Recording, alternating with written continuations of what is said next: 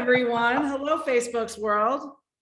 And I cannot tell you how excited I am to be here today on this Wednesday in June to introduce to you guys, or reintroduce and announce that the most amazing and talented, informative, and funny Vernon Mason. Of course, I'm getting a phone call, Vernon. Everybody wants to be part of this. It's not me. It's potential spam. Absolutely. Vernon Mason is joining us. You know him, you love him. Most of you guys know him, and he is going to be with us once again for his third time on Summit Main Stage in Orlando. He is speaking on Saturday, October 14th. Vernon, how the heck are you, man?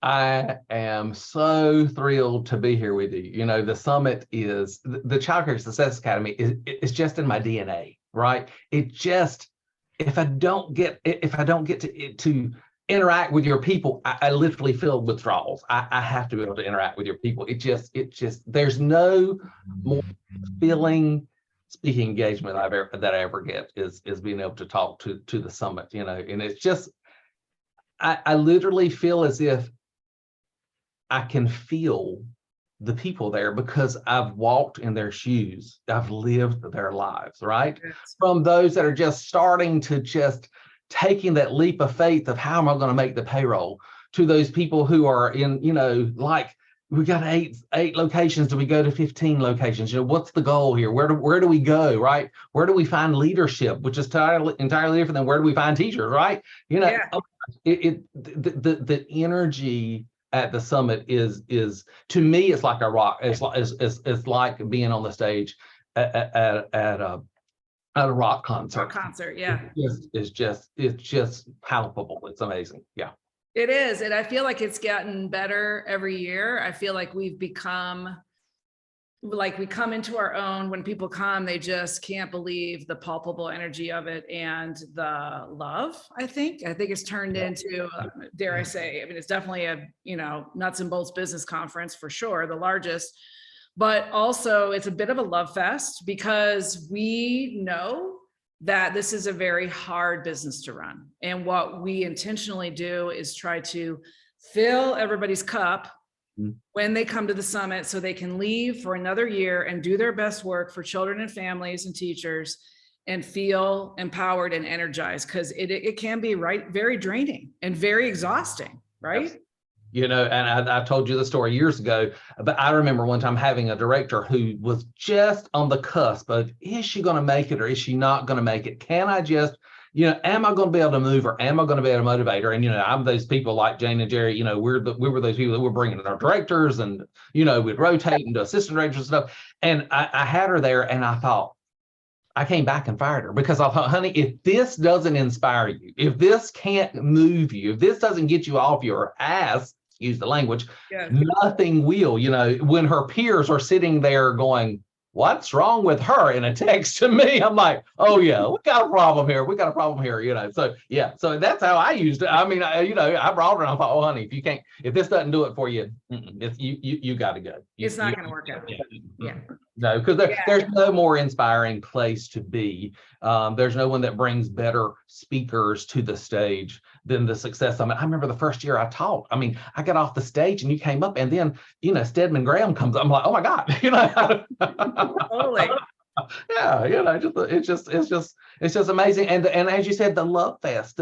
You know, the people there who know me, they want me to succeed, right? They want me to get on stage and just knock it out of the water, right? You know, just knock it out of the park, I should say. And the people who don't know me, the mentality there is so authentic that the people who don't know me, by the time I finish, they're like, oh my God, you know, they're cheering for me that, you know, I made it, that I did it, that I'm one of them, you know. So it's just such a unique event, and I am always thrilled and honored to be a part of it.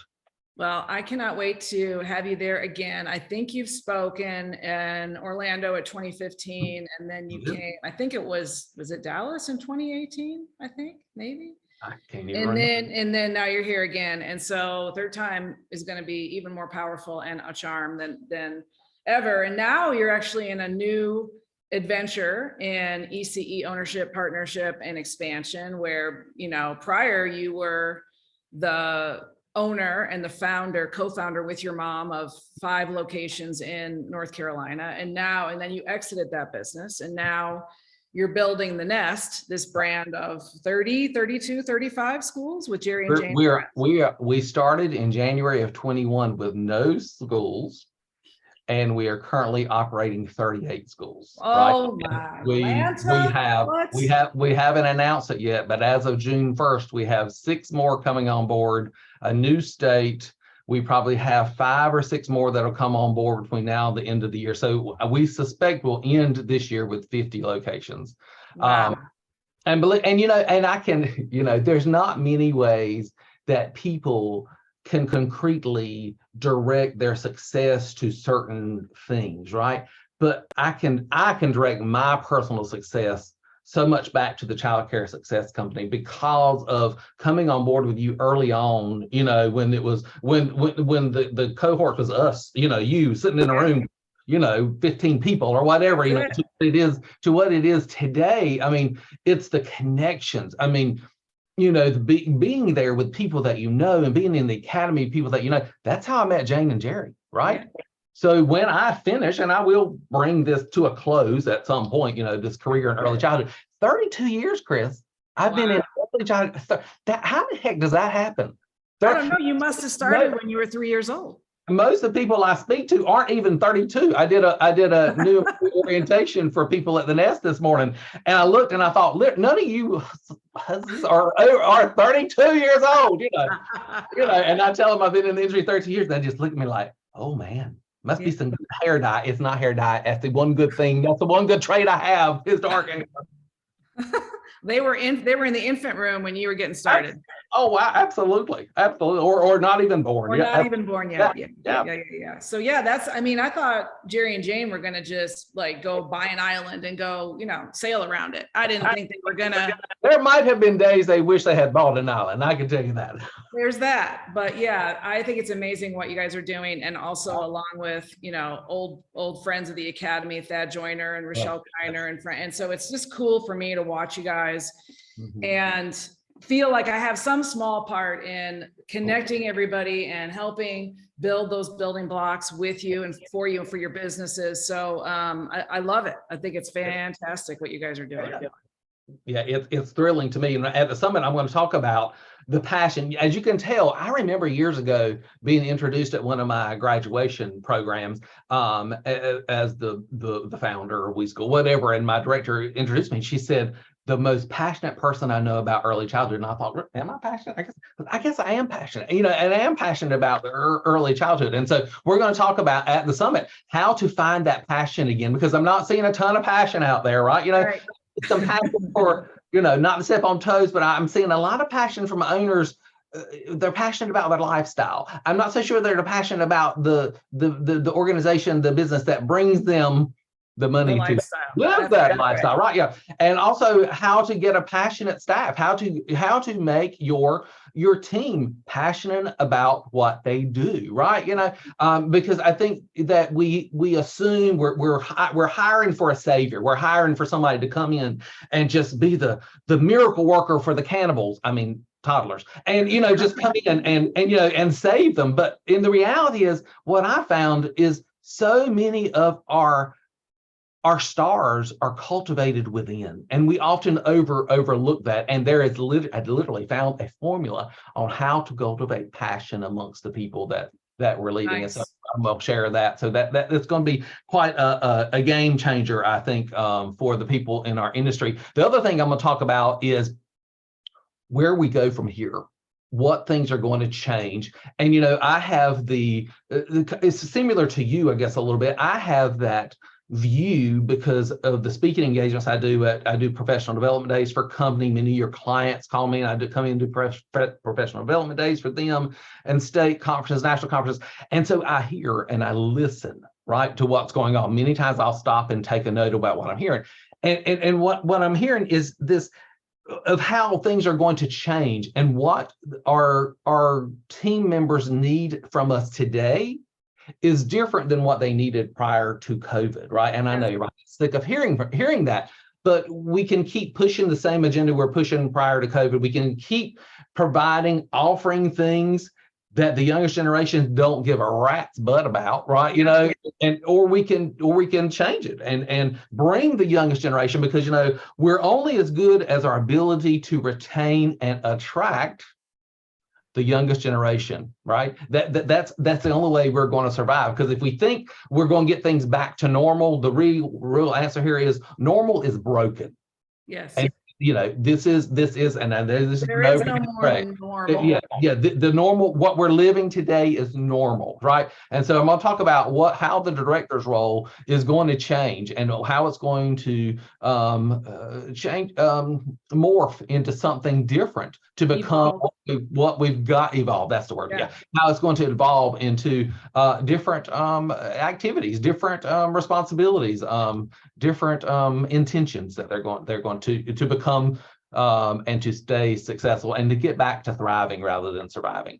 Yeah, and one of my original, you know, kind of value propositions for this event and for coaching was helping folks in the mid 2000s understand what today's parents want and how to attract and keep today's parents, because it's different. And even here in 2023, it's substantially different than what it was in 2009. And so today's young Gen Z workers also are wanting something very different, to your point, as I just did a session on the generations and how they're all different. And so today's young talent wants something completely different. And so I love that you're going to talk about that and really, you know, teach on that, and people can take home a roadmap for how to communicate, hire, and retain, and build cultures in a better way that's going to be more effective for and attract, become the employer of choice of the youngest generation. Yes, you got to get out there and lead. Yeah. Love it. Well, I am excited as all get out. Is it here yet? I got to wait until October for this. Oh my goodness. This is so exciting, Vernon. I cannot wait to hang out with you. And also, of course, Damon John from Shark Tank is going to be hanging out with us in the green room. We have one more powerful speaker that's going to be talking about leadership concepts and customer service, and how to inspire the passion in your teams to be superheroes to their customers. So the theme for our summit is the superheroes of early childhood. And that is what we're doing in Orlando, October 12th to the 14th, guys. We're on an early bird ticket special until July 2nd. So Sunday, July 2nd, this Sunday, before you get your barbecue stuff out for July 4th, your hamburgers and hot dogs and all your stuff and bratwurst, go to childcaresuccesssummit.com, get your BOGO, because it ends on midnight at Sunday, July 2nd. And this will be the last opportunity to get a buy one, get one. And so you heard Vernon say, like, bring your least engaged director or bring your most engaged folks, because you want to give a gift to your star performers, but also you want to inspire your not so star performers. Absolutely.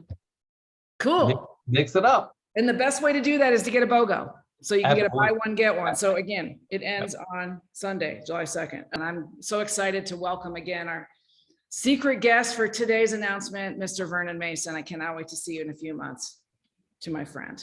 All right, honey. Thanks everybody for being here. And we will see you guys soon. Take care and God bless, and have a great rest of your week. Happy July 4th. Yay, love you guys. Good to see America. you. All right.